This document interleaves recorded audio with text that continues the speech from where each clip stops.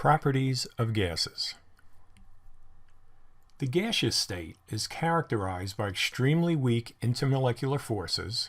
Right? We talked about that. That's one of the postulates we make for the kinetic theory between the atoms, ions, or molecules.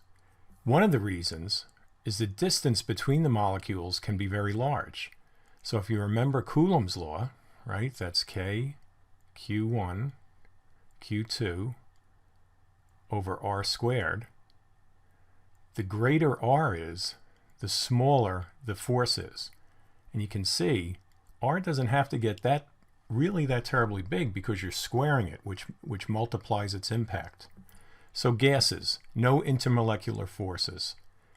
Let's go down the chain. Liquids have stronger intermolecular forces, and the strongest of all are solids, which is why they're so rigid. Liquids will flow, but certainly not as much as a gas. Since there are very few attractive forces between gas molecules, they are free to move, and they will expand to fill their containers. So if I have this container here with a plunger on top, when I move the plunger up, what happens? Well, the gas particles will expand to fill that container. They have no real attraction to each other. They're all moving very fast, so they'll quickly take up the whole space. Contrast that with a liquid. We have the same plunger here, same type of container. We lift the plunger up, and the liquid just stays there. It's not going to move up. They do not expand to fill a flexible container. Since there are very few attractive forces between the gas particles, a small number of particles can occupy a large volume.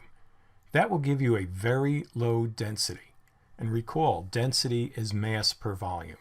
So let's take water, H2O, and look at it in its three phases: ice, liquid water, and water vapor. Ice, which is a solid, has a density of 0.91 grams per milliliter. Water, which is a liquid, goes up a bit to 0.98 grams per milliliter. And then look at the gas. This is the real point. Look how small that number is. Water vapor is over 1,800 times less dense than water. And that's interesting. The mass of electron is around 1,800 times smaller than a proton. I wonder if that means anything. Probably not, but it is kind of cool. Since gases have such low densities, which means that there are very few particles in a very large space, they can be compressed into a much smaller volume. When a gas is compressed, the particles will move much closer together. This guy here is a turbocharger. You find that on engines of fast cars. It compresses the air before it enters the car or jet engine, helps it run more efficiently and more powerfully.